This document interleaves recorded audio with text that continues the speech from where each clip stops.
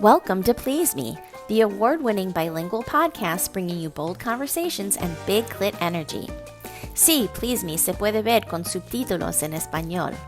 I'm Eve, your host, on a journey from trauma to sexual liberation.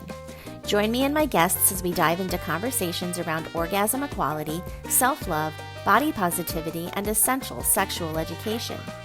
Let's reclaim pleasure and close the orgasm gap, one empowering conversation at a time. Last week, I spoke with Kels and Tess from Porn Nerds about reframing how we see porn as a tool to deepen intimacy, spark desire, and open real conversations about what we want in the bedroom. The chat was so juicy, I brought them back for part 2 today, so make sure you catch the first episode to fully dive into this ongoing sex-positive conversation. I'm beyond thrilled and deeply honored to be nominated for 2 ASN awards. The categories are Best Educator and Best Educator Website, so be sure to check out my website for powerful educational resources, my go-to wellness products, and a beautifully curated sex toy shop designed with your pleasure and health in mind. You can vote daily, so check the show notes to cast your vote and help me bring these wins home. I'm truly grateful and thank you for your continued support. Did you know that podcasts rely on listener support to keep bringing you the content you love? For the best way to support the show, join me on Patreon for ad-free listening, early releases, bonus episodes, and exclusive content. Please Me is for mature audiences. Sit back, relax, and surrender to the pleasure of Please Me. You grow up, you become sexual, and you see it all around you, but there's not a lot of conversation about sex. You assume that you should just know what you're doing, snap into action and be good at it and be like super hot and please your partner and just know what to do intrinsically. But I think internally, a lot of us, even into our adulthoods after we've been sexual for a long time, are like looking around, am I doing this right? And so I love what you say about making the sheets our bedroom. ASN Lifestyle Magazine is your go-to source for sex-positive, sophisticated content covering everything from the swinger lifestyle and adult entertainment to intimacy, wellness, and more. You can read every digital issue for free, and subscribers get access to exclusive content. See the show notes for the link to subscribe and check out their Instagram.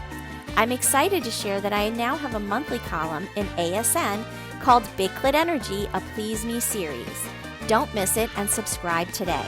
Hello and welcome to Please Me, the podcast that aims to destigmatize conversations about sex and sexual health by turning the sheets into our classroom. Today, I'm so excited to welcome back on the show, Kels and Tess. So excited to welcome them back on the show for part 2 of this episode. And we had such a fun conversation last week, and we are going to continue the conversation this week on the show, and we are talking about porn.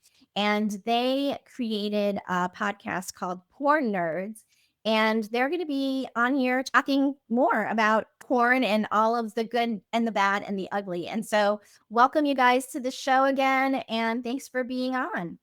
Thank you. It's so nice to be back. Yes, dream. We had such a fun role play last week, and I cannot wait to have our next role play. It's going to be really spicy. And so we talked about a whole bunch of different things regarding porn, but there were so many questions that I had for you guys that I knew that this was going to have to be a 2-part episode. So we talked about your platform, the Squirmy platform. Can you just remind me what that is again? Because I want to know what it means to you to get squirmy. Yes. So yes, Squirm is the umbrella, and we chose that name because it can encompass kind of everything. The yikes, so squirmy. I like feel so uncomfortable having this conversation or doing this thing, and also like I'm squirming on the bed because I'm so turned on and I'm wet and I'm writhing around on the mattress, right? So we gotta think about it as the whole spectrum of and like insert orgasm noise there. Yeah. So I think that's what getting squirmy can mean. But really the foundational mission of Squirm, initially we've expanded a bit, was like focusing in on the topic of talking about sex and getting more comfortable talking about it. So that's with partners, with friends, societally, and also internal dialogue surrounding sex. And yeah, that's, I think, so like most commonly I'll refer to getting squirmy in my personal life of, oh, I know I need to have this conversation and it makes me feel a little uncomfortable. But I also know that means it's probably important and it's beautiful. I just think the two sides of squirm that she described, the like, yikes, so squirmy, uncomfortable, and the like, oh, so hot, squirm, so good. In that example, this is a conversation that I know I need to have, and I don't really feel ready. I'm not sure what to say. So often, having that conversation and like being vulnerable with someone and saying the hard thing can transform an experience from yikes, so uncomfortable to like, oh, I feel so good and connected. So there's this kind of like point A to point B with squirm. Sometimes, not always. Sometimes it's just a hard conversation and you walk away feeling like really uncomfortable. But often that like vulnerability that you share with someone that can like help bring that ooey gooey, more connected squirminess to a conversation or a relationship. And I actually, love go ahead. Go oh ahead. no, I'm sorry. Are you sure? One quick one. Yeah, no, go ahead. Go ahead. I was just thinking, like, when you were doing your intro, making the bedroom, the sheets our classroom. Is that how you say it? Is that how you say Yes. it? Yes. I think that like sex is one of these really unique areas where you grow up, you become sexual and you see it all around you, but there's not a lot of conversation about sex. So you assume that you should just know what you're doing, snap into action and be good at it and be like super hot and please your partner and just know what to do intrinsically. But I think internally, a lot of us, even into our adulthoods after we've been sexual for a long time, are like looking around, am I doing this right? And so I love what you say about making the sheets our bedroom. And I think this also ties into the squirminess. When you are like a beginner or learning something or going into some kind of novel experience, it's going to feel a little uncomfortable. You might feel like you're bad at something. And there's a lot of power in embracing the vulnerability of that and just saying, I don't really know, but I want to find out. And I'm going to be present and maybe feel a little shaky in the process. I think that can be really hot and expansive. I love the definition and the two definitions because it's not just one thing. And I love that it can be an uncomfortable conversation. And yes, we all have to have those squirmy conversations to get to the other side. But I love the definition where you're like feeling like turned on and you're like, ooh, yeah, let's. So that was something that I wasn't anticipating. So I love that you're connecting the two. And when it comes to podcasting, I just think it's so amazing that you can create something like a podcast that's going to lead you to so many other things. And Squirm is like that umbrella that sort of houses everything. And I too have that as well with e-creations. And I do webinars. I have a group called Please Me Help Collective where I do webinars. And I also have events. And there's like just so many things that sort of branch off that you really weren't anticipating. And it just becomes this amazing media company that is a beautiful thing. And we really need all of it. We need to be able to see it in written form. We need to be able to see it in podcasts. We need to be able to read books about it. So it's really great that you are really expanding your platform and creating that. I recently just started writing an article for ASN magazine, which is an e-magazine. It's an adult lifestyle magazine. And I have a column, and May will be my second column that I write. And so it's just amazing how like this sort of opens the door to so many other things. So congratulations on your platform. Thank you. And likewise, that's awesome. I can't Yeah. wait to read it. Thank you. Thank you. Yes, you'll have to get on the newsletter. You'll have to get on the email list so that I can send it out to you for sure. And if anyone out there is listening and wants to be on my email list, be sure to go to Please Meet Online, which is up there still. And you can go to the contacts page and send me a note on the contacts page that goes directly to my email. And then I will add you to the list to get the newsletter.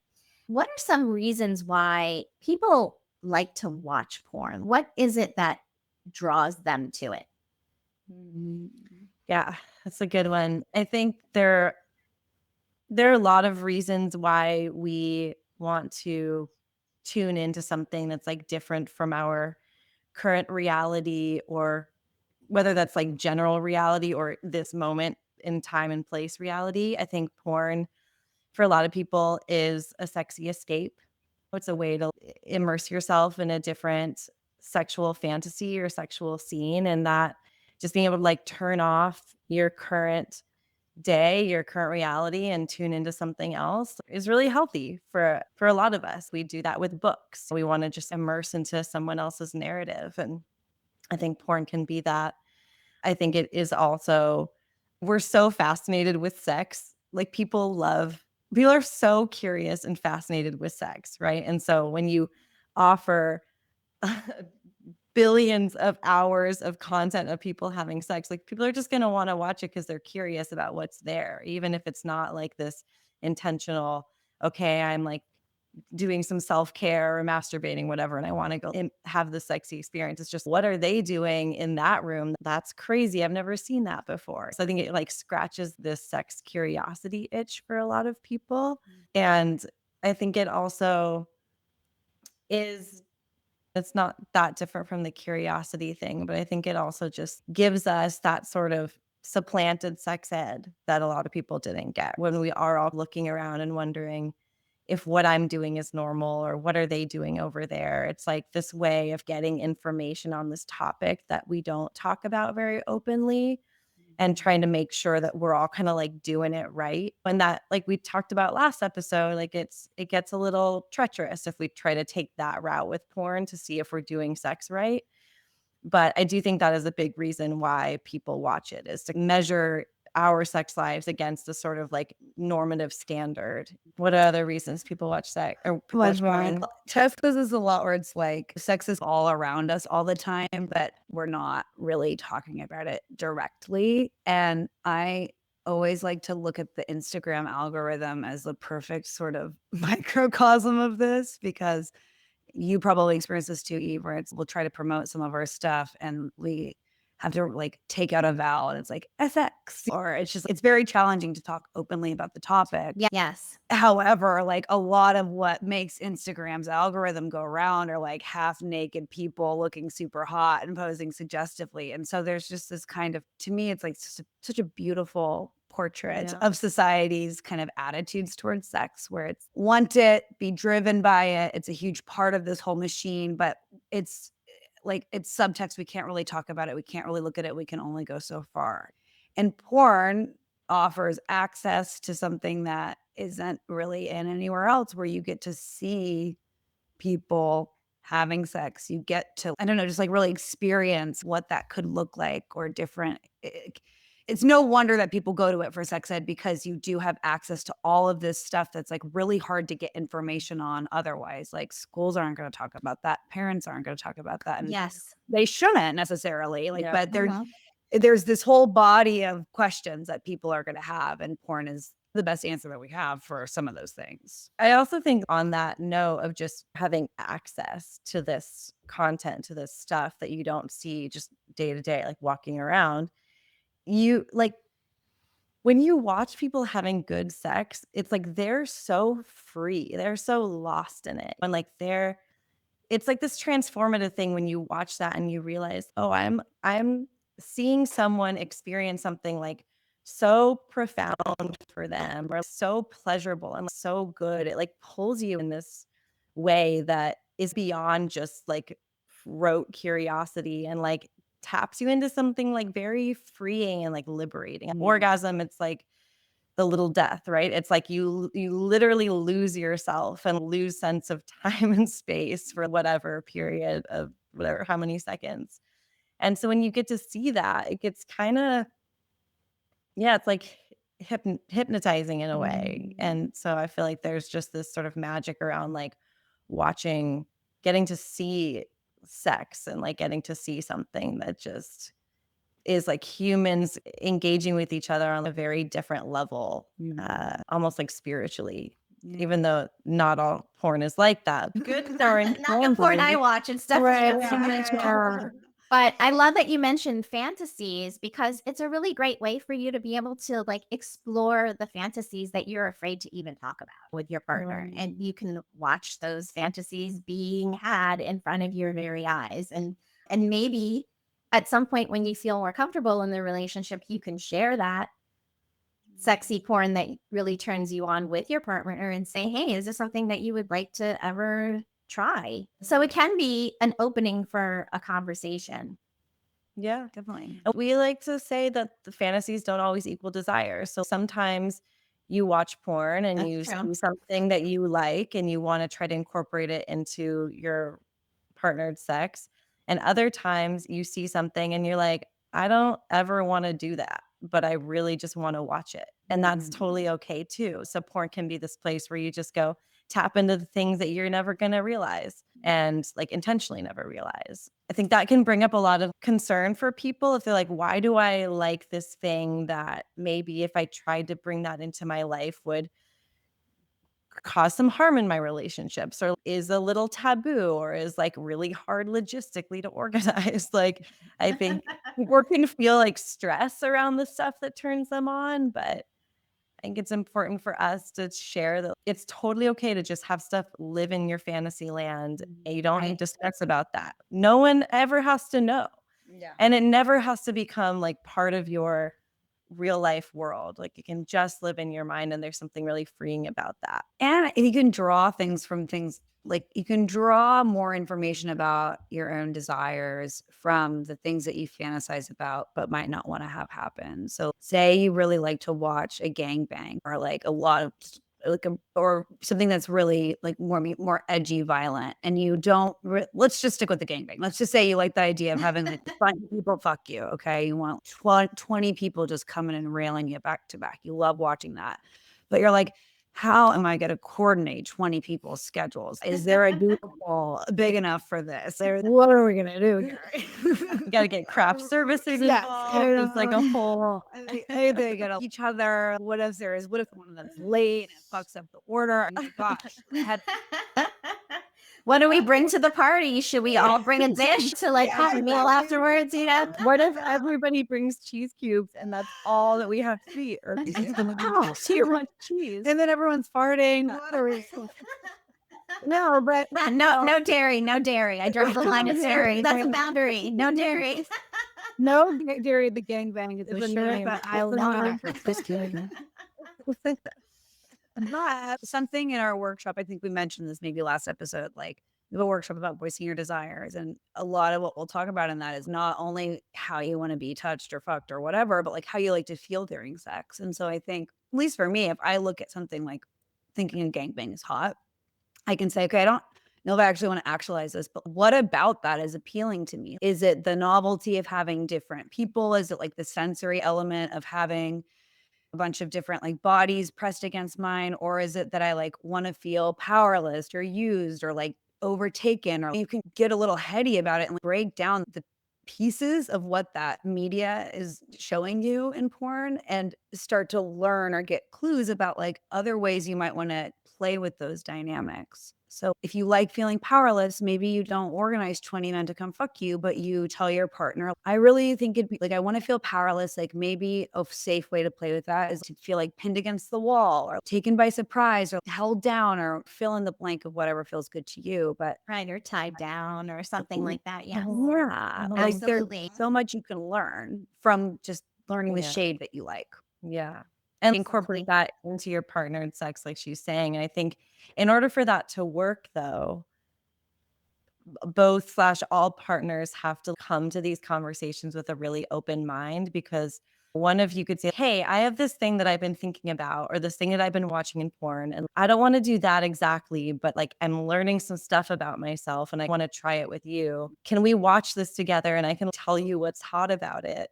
Yeah. Both people, all people have to be ready to just have an open mind and hear what their person has to say because it can also be like a little startling maybe to have your partner show you this like gangbang mashup compilation video.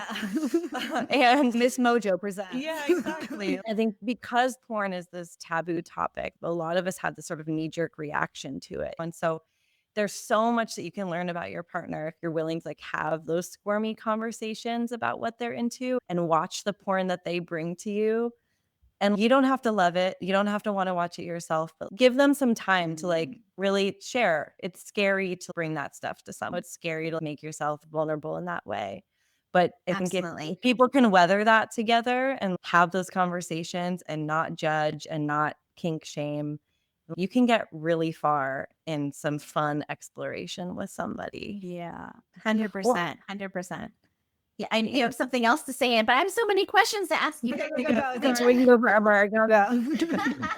So let me ask you another question about what are some of the aspects of porn that no one really talks about? And I think that this is important to talk about too, because just like anything else, just like this show, it's edited and it's not real. You are watching people actually really have sex. Yes, that part of it is real, but editing out all of the uncomfortable, silly things or whatever that may be is something that I think about. So you want to just jump in and answer? Yeah, I think a lot of the awkward position changes or like Right. leg cramps or kind of Water water breaks or, oh, you're pinching me. A lot of that stuff isn't present. And I think that can fuck with our heads about if there is a hiccup or like a hitch in a sexual encounter, which like often there are, then we can feel like we're failing in some way. And that's one for sure. It just reminds me when in Porn Nerds, I think it's episode 5, we interview Jennifer Lyon Bell, who's this amazing filmmaker, pornographer, and she runs Blue Artichoke Films. And she was talking about how she left an ouch in one of her films. Like, I think someone was being fingered and she said, ouch. And her editor wanted her to cut it out because he was like, that kind of ruins the mood. And she's like, no, it's really important for me to show this to people that like, just because someone says ouch and you have to kind of reposition doesn't mean that it's bad sex, doesn't mean anybody did anything wrong, either the person like giving or the person who said ouch. And like they moved on to have like really great fun fingering or whatever else happens. And so I think that is part of porn that we don't see. It's part of the sex that does actually happen on set. You just don't see it because it's not part of the final product. But I think the thing that we forget with porn, I touched on this before, was just how much variety there is. So I think it's important when we're having conversations about porn, whether it's on a podcast or you're talking with your partner or your friends, to just remember that it's not like one thing, that there is a lot out there and a lot of it is going to portray sex in very different ways. And I like feel like I'm on this personal mission to break down this idea that all porn is like this, or all porn looks like this, or all porn is bad, all porn is good. And remember that there's just so much variety and that you need to really take it upon yourself to seek out the stuff that's going to make you feel good when you watch it. And maybe like validate parts of sex that some other porn won't for you. Yeah. I think another, you said this is personal mission. I think my personal mission with it is like I don't think we talk about the kind of the way that the internet has changed porn enough. Yes. We say this in the show too, but it's like the space between an impulse and satisfying an impulse has just never been smaller in the history of humankind. If I wanted to buy a pair of shoes right now, I could do it in 35 seconds flat. I would just like open a tab and go for it. And I think that with people consuming porn in a way that feels out of control for them, that's handled a lot differently than people who might be like going on social media more than like in a way that feels out of control, or like online shopping in a way that feels out of control because it's dealing with this topic of sexuality. I think Tess puts it this way, there's this packaging of the thing and then the thing itself. And that feels really important to delineate. Yes. Go ahead. Did you want to say something else? It's like that is people who are afraid that they're watching too much porn because maybe they're watching it every day, or they're like, I feel like they have unhealthy habits with porn. A lot of us have unhealthy habits with the internet, but that doesn't that doesn't carry the same weight as porn. And so porn is this like unequal, scary behavior, whereas scrolling on Instagram or online shopping or gambling can take just as much time away from important things in our lives, money, dopamine, like whatever it is. It's just that it doesn't have the societal stigma that porn does. I think that's kind of like the part B to Kels's answer about just the internet packaging being really important to acknowledge with porn. Absolutely. Technology can be our friend. And it is right now. We're recording this podcast in 2 different places, and it's amazing. We get to have these conversations, and then we can broadcast that like literally all over the world, which is so amazing. It also can be really addictive and all consuming. So really trying to think about how it impacts your life on a personal level is something that we all have to think about when we're consuming porn or scrolling on Instagram or any other site that you like to look at and you're constantly like staring at the screen all the time. So it's good to have a balance, because if you eliminate all of the fun things in your life, you're not going to have the greatest life. So really trying to have that balance is so key. And we didn't even get to the ethical practices on set with porn. There's still so much to talk about, but yes. I definitely am going to have you guys back on next season, because it has been so much fun to talk to you guys. This has been a lot of fun. I want to make sure that my listeners can find you. Where can we find you? Okay, I'll try it this time. Go, you're so good at it. Oh my gosh, that's so sweet. Our website is we're not sisters, but you might think so. Our website is getsquirmy.com. You'll find everything there. We'll have links out to our conversation deck, also named Get Squirmy, 90 Prompts About Sex and Intimacy to be played with friends or lovers. Have links to our audio course, Oral Hygiene, and to our podcast miniseries, Porn Nerds. Porn Nerds is also available anywhere that you get your podcast. So just search Porn Nerds and you'll see our little pictures in academic glasses with an apple. You're in the right spot. It'll be very obvious that you have Porn Nerds. Yeah. And follow us on Instagram. We don't really do any of the other social media stuff at this point, because who's got the time? Yes. Please follow us on Instagram. It's at Squirm. There's some underscores, but don't worry about that. Just at Squirm. You can follow us for all of our events and other offerings. Amazing. Thank you, ladies, so much for being on the show. And again, you can find me on pleaseme.online and reach out to me there if you want to work with me or if you have any questions about today's episode. And be sure to share this episode with your friends. This was a really fun one. We had a lot of laughs, and this was just filled with joy and fun and sexiness. So thanks a lot for being on the show again. And until next time. Thank you so much. So fun. So fun. Are you looking for a sexy date? Look no further than SDC.com. SDC.com is the premier ethically non-monogamous website that is worldwide. It also hosts a wealth of information on sexuality and sexual health, and I host a free live webinar monthly on the site. You can use code 37340 for a free trial membership on me, and be sure to reach out on the site and say hello.